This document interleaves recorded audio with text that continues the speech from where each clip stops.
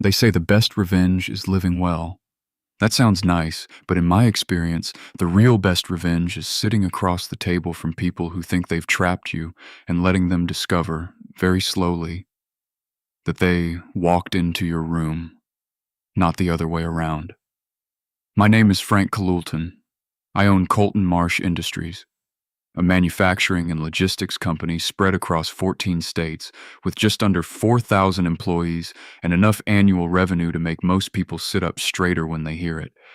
You would never guess that looking at me. I drive a 2006 Toyota Tacoma with a cracked passenger mirror.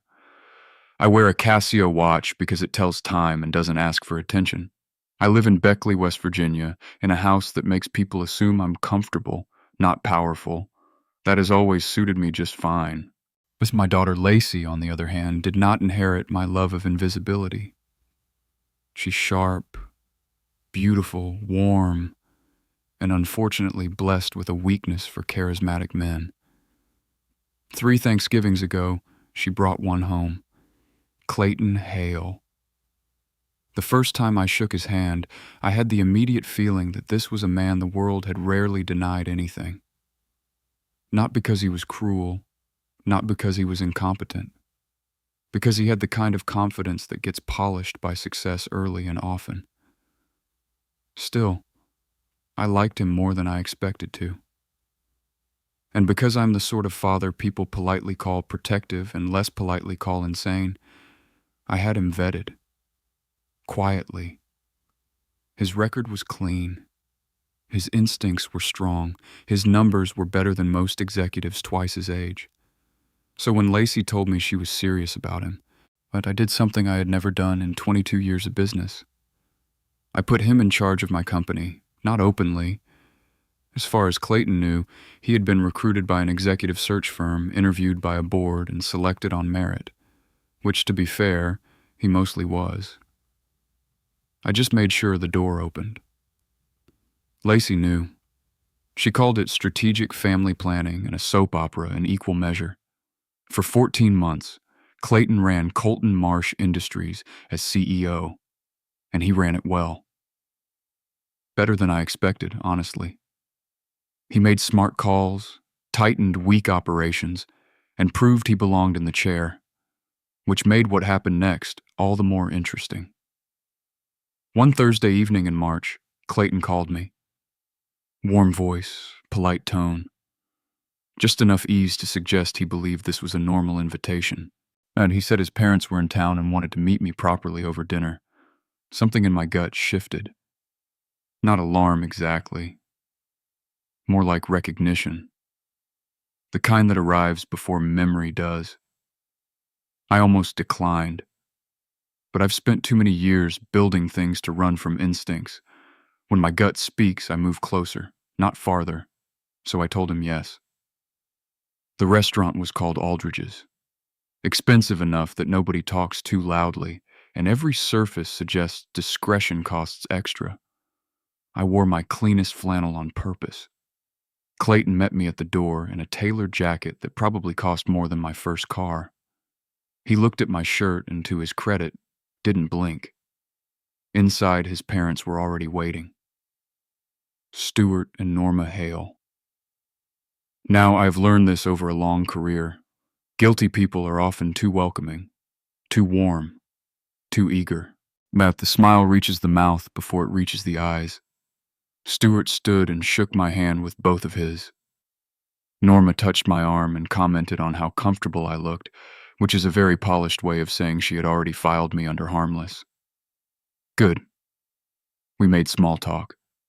Clayton kept company details vague around me, thinking he was protecting confidentiality. Stuart asked about my little property in Beckley. I told him I grew tomatoes. He nodded like a man who had already decided what mattered in the room. Then about 40 minutes in, between the entrees and the part where I started wondering if I had misread the whole thing, Stuart reached into his blazer and placed a cream-colored envelope on the table in front of me. Carefully, deliberately, like a man setting down something he believed could alter the balance of power. But he folded his hands and lowered his voice. Frank, There are some things about the past, he said, that deserve a conversation. I looked at the envelope. I looked at him. Then I looked at Clayton. He was staring at his plate, and I thought, there it is. I picked up my water, took a sip, and said, "Before I open that, I think you should know something about me." Stuart smiled the way men smile when they believe the ending has already been written. "I'm listening," he said. I leaned forward. I never sit down at a table I haven't already flipped. Then I left the envelope where it was and went back to my steak. That silence bothered them more than any argument would have. Stuart had staged a scene. People like that need the other person to follow the choreography. I had no intention of dancing, so I let the quiet stretch until it started costing them comfort. Eventually, I opened the envelope. Inside were photocopied documents, clean, organized, handled by a lawyer or someone who wanted badly to look like one had. The name at the top of the first page told me everything. Victor Marsh. In 1987, Victor Marsh and I were partners. We were 26, broke, ambitious, and trying to build a small manufacturing business in Columbus. Nothing glamorous. Metal parts, industrial equipment, the sort of business that never makes headlines but keeps the world functioning. For 4 years, we built it together. And for 4 years, I ignored signs I should not have ignored. Victor was skimming. Quietly, consistently. He siphoned money from joint accounts, poached clients, forged signatures, and built a competent operation behind my back using my infrastructure and my relationships. When I found out, I didn't explode. I documented. For 6 months, I collected every record, every transfer, every diverted contract. And when the file was complete, I sat across from him and gave him a choice. Walk away, dissolve the competing firm, sign over what remained, disappear, or I take everything to the district attorney. Victor chose to disappear. I rebuilt alone. What I didn't know was that Victor had a younger brother 15 years behind him. A boy who grew up hearing one wounded, self-serving version of that story. That boy was Stuart Hale. I looked up from the documents. Stuart was watching me like a man who had waited years for that exact reaction. He told me Victor had died 4 years earlier of lung cancer. Broke. Bitter. Certain I had ruined him. Then Stuart leaned forward and finally said what he wanted. He wanted me to resign quietly from whatever role I still played at Colton Marsh. He wanted a financial settlement paid to his family as restitution. He wanted it done before his son's name got caught in the fallout. That was the moment Clayton finally looked up. And what matters is this. His face was not the face of a co-conspirator enjoying a reveal. It was the face of a man realizing too late that he had been brought into a room with far more history than he'd been told. I asked him directly how much he knew. He hesitated, looked at his father, then admitted there was history between our families. Stuart had told him there was a debt to settle and that his closeness to me was, in effect, an opportunity. But Norma placed her hand over mine and said this didn't need to be unpleasant, that we were family now, that this was about making things right. That was when I put my own envelope on the table. Smaller, plain, unremarkable. And I said the records Victor left behind were incomplete, which is common when dishonest men curate their own innocence.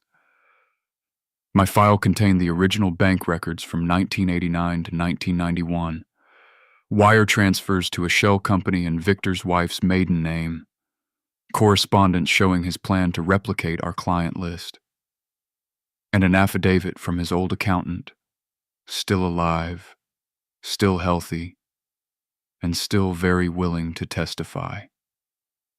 Stuart's face changed. That patient confidence vanished so quickly it was almost painful to watch. "You destroyed him," he said. "No," I told him. "He destroyed himself." Hey, then he told you a story that let him die feeling noble. He stood up halfway, not in anger, in collapse. I asked him to sit back down because the part that mattered now was not Victor, it was his son. Then I turned to Clayton and told him the truth. I told him I knew exactly who he was before he ever walked through Lacey's front door. I told him the executive search firm that found him had been hired by me. The board that interviewed him reported to me. The company he had spent 14 months running belonged entirely to me. Frank Colton, founder, sole owner, Colton Marsh Industries. The Marsh had stayed in the name all these years because I never wanted to forget the lesson Victor taught me. Clayton stared at me like a man whose internal wiring had just been rewritten. Then he asked the only honest question left. Why? Yet Norma called it a test. I told her no. It was me being a father. There is a difference. I gave Clayton a moment. He deserved one. Then he turned to his father and asked the question that mattered more than anything I could have said. "How long have you known who Frank was?" Stewart admitted he had suspected as soon as he heard the company name. He had researched me before Clayton and Lacey were even engaged. That was the true reveal. Not that Stewart hated me. That he had known exactly who I was and still allowed his son to fall in love with my daughter because he saw access, leverage, and revenge. Clayton understood it in the same moment I did. He looked at his father and said, very flatly, that he had been positioned, used, encouraged into a relationship because Stewart thought he was a path into my world. Stewart tried to dress it up as family loyalty, as justice for his brother, as protection. Clayton cut through all of it. He asked if his father had really meant for him to use his wife's family to extort his father-in-law over a 30-year-old lie. Stewart had no answer, and at that point, the dinner stopped being mine. It became a son seeing his father clearly for the first time, so I stayed quiet. After a long moment, Clayton turned back to me and apologized. I told him he didn't owe me one. Not really. He hadn't known enough. What mattered was what he did once he understood the truth. And what he did was this: he refused to become his father. So I told him he still had a job on Monday. That landed harder than anything else I said all night. Then I turned back to Stewart. I told him his documents were incomplete, misleading, and useless against me in context. I told him I wasn't going to pursue anything legal, not because I lacked the ability, but because grief makes people carry stories they should have dropped years ago. I even told him I was sorry, not for what happened with Victor, for the fact that he had spent so much of his life carrying a version of events designed to poison him. Then I gave him the last piece. Clayton was the CEO of my company.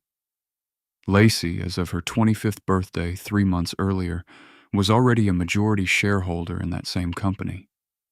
His son had married into the very thing Stewart had spent years trying to claw a piece from. And the only reason any of that future remained available to Clayton, by extension to the Hale line at all, was because in the last 10 minutes he had proven he was not his father. That silence after that sentence was the quietest kind of destruction. Stewart folded his napkin, laid it beside his plate, and told Norma they should go. They stood. He paused beside Clayton and said he'd call later. Clayton answered, "Not tonight." There was enough distance in those 2 words to fill the whole restaurant. They left. Just like that.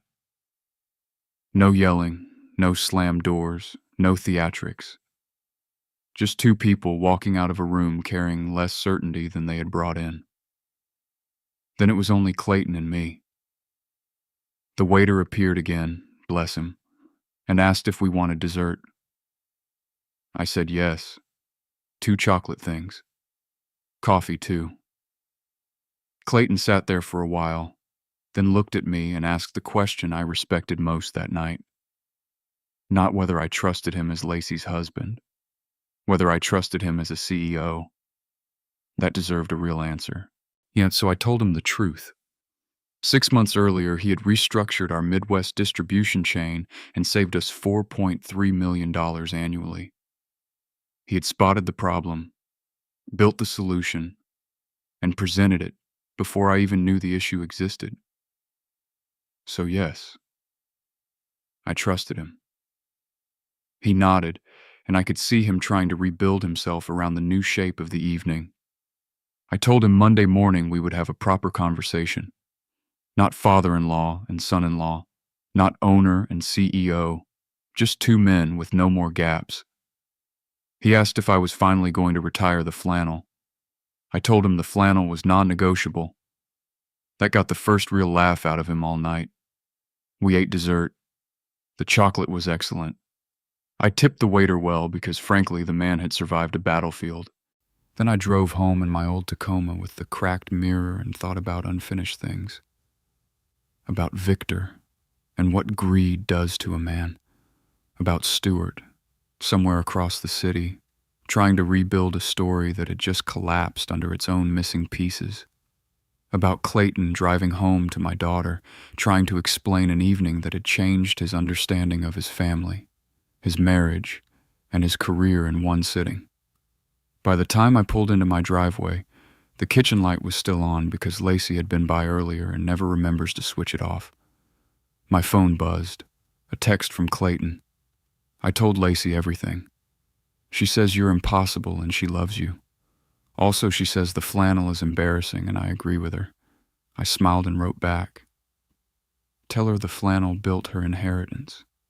Then I put the phone away, but got out of the truck and went inside. Somewhere out there, Stuart Hale was sitting with an empty envelope and a story full of holes, and I was going home to my tomatoes. Some men build empires to prove something. I built mine to protect something.